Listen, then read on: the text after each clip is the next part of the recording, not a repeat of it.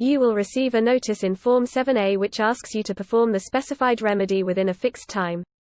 Once you remedy, the land will also cease to be liable to forfeiture. What if I fails to remedy the breach? The land administrator will then hold an inquiry, where the date, time and place will be provided to you in Form 7B. What should I answer during the inquiry? You have to show the land administrator the causes why your land should not be forfeited, and at the end of the inquiry, he will draw a conclusion from. What are the conclusions? If you successfully justified yourself, the land administrator will make an order for remedy by giving you more time. But if he thinks no more chances should be given, he will take temporary possession of your land or make order declaring the land forfeit to state authority. Any last resort against the order of forfeiture? Yes. You may appeal to the court within 3 months from the date the order was communicated to you, based on grounds, such as the order was made unlawfully against National Land Code 1965 or the land administrator has failed to comply with legal requirements. Okay, I have a rough idea in mind now. After the discussion with Mrs. Rich, we would like to transfer half of the land to a Japanese citizen named Yamato Digimon, as we want to jointly develop the land into an industrial estate.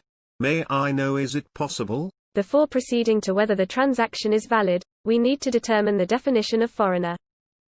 Non-citizen is a natural person who is not the citizen of Malaysia. In our current case, Yamato Digimon fulfills the definition of a non-citizen as he is a Japanese citizen.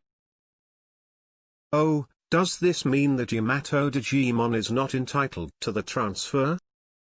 Looking carefully in your title deed, there is a restriction in interest impliedly provides that the land cannot be sold or transferred to a non-citizen without the approval of state authority. Thus, in order to make a valid transfer, both of you need to obtain approval letter from the state authority before executing the transfer of land to Yamato Digimon. Great. Does this mean that Yamato Digimon can legally own the piece of our land? Is there any more that we need to follow? If I am not mistaken, you previously mentioned that you only hope to transfer a half of the land to Yamato Digimon. For your information, the transfer would be known as subdivision. All right, thanks for that. Moving on, we will proceed to discuss on the issue that 3 of you wish to jointly develop the land into an industrial estate.